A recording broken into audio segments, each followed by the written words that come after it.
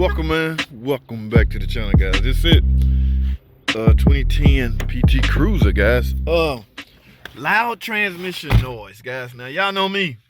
Transmission noise, any kind of noise warrants a test drive, guys. Nothing spectacular about this. This is a typical 2010 PT Cruiser. As far as noise goes, you won't know and you will not know until you can duplicate it. That should be your #1 priority when diagnosing cars. Duplicating the concern. So I need to go test drive this, guys. Hey, the customer just happened to have a phone holder here. Guys, we're going to chat on this test drive. Yeah, let's do it right there. Let me prop this up, this camera right here. And we'll chat on this test drive. We'll diagnose it together, see what we hear and things like that. All right, let's get it, man. JT, always seatbelt, okay? Yes, don't be crazy. Now, let's go and drive this thing. Loud transmission noise. Hey, I felt a bump already. That's not good. Y'all know when you put a car in the gear, no matter which gear, reverse or drive, you feel a certain bump, one could suspect engine supports, all right? But let's go drive this thing, man. Focus on why it came in the first place. Yeah, guys, and keep in mind, guys, a lot of guys, oh my goodness, a PT Cruiser, the diagnostics apply to a car, okay? You don't have to, it could be a Nissan Altima, or it can be anything. Diagnostic, especially things like noises, anything that's not drivability, that's dependent on the stand to, likely,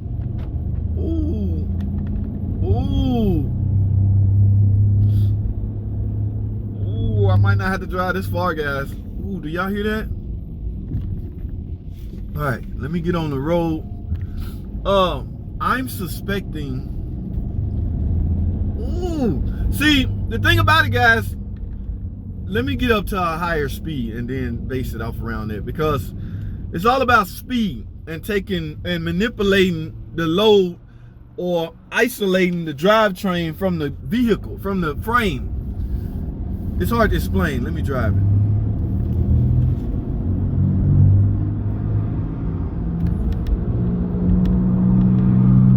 Y'all hear that?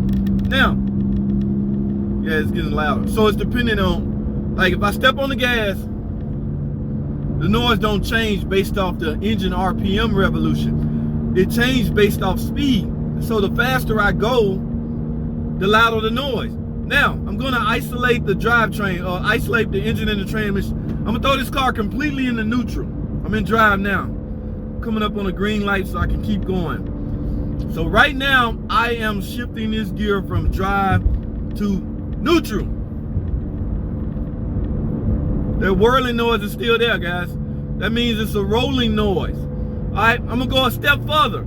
Let me get up to a speed. I'm gonna shut the whole complete freaking car off. All right, I'm in neutral, car off. I'm just rolling. Y'all hear that?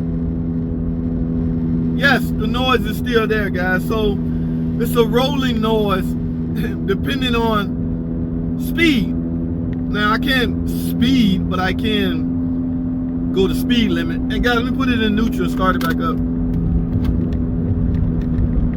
Yes, guys, you can do that on these older cars. The newer cars with the push button, no. You don't have that luxury. My point is, guys, this is some type of, if I had to guess, a bearing noise. Now, that can be, even that can be verified. You got to put the car in the air. You got to put it on a rack and let it up in the air. Take the load off the suspension and do your 6 o'clock, 12 o'clock position, things like that to check the condition of the bearings. All right. So we got that out the way. I suspect hub bearings. Now, what I'm going to do is turn around, head back to the shop. But just wanted to go over that. Now, there's some more things I'm going to check on this car. It has like 130,000 miles. These are some nice cars, man. There's a whole section of PT Cruiser lovers on Facebook. All right, yes, and I'm a part of that group, that forum per se. All right, I go under the name PT Cruiser Mechanic. Now let me explain that name, PT Cruiser Mechanic. Yeah, everybody can be a mechanic to a certain car. But I have the extinct luxury of being around that car since birth. Yes, the car showed up in 2001. I think it was built in 2000, the guinea pig year. 2001 and hit production. Guess who was there doing the launch? Your boy, JT.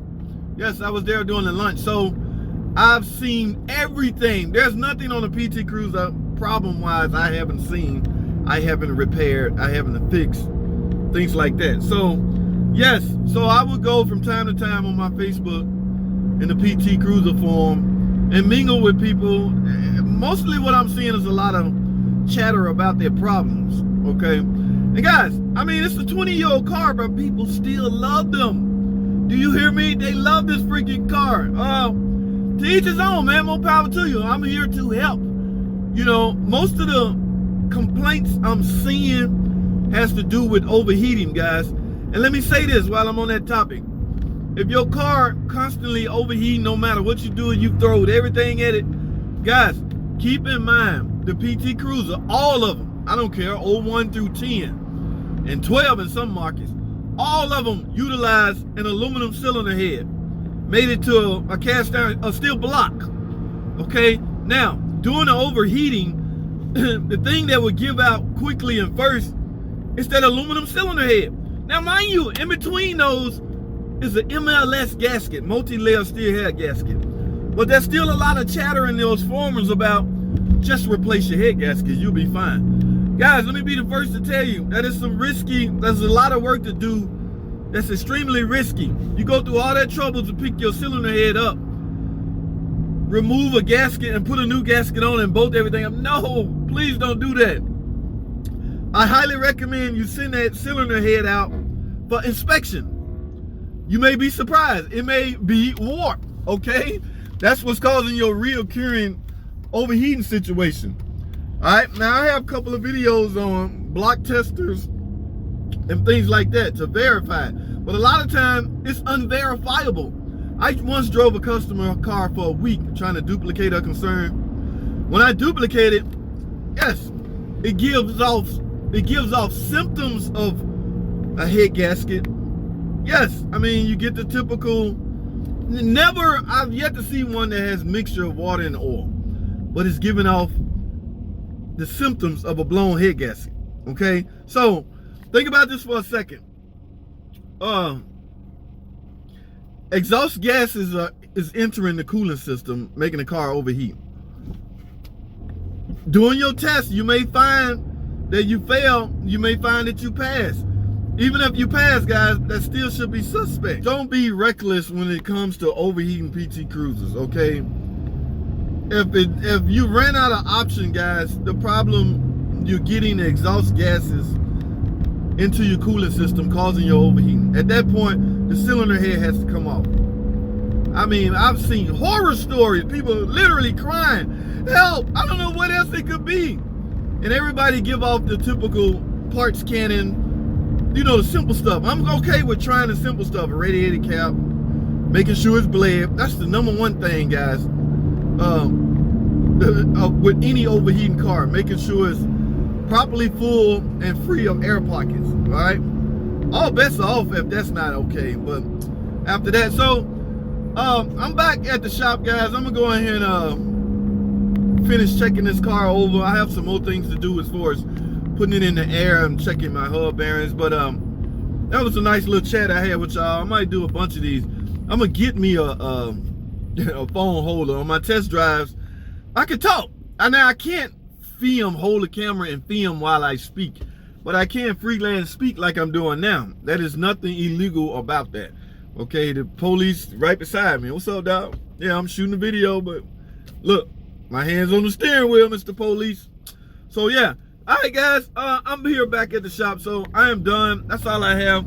It was good speaking with you guys, especially, matter of fact, I got to subscribe on my channel. His name is PT Lover.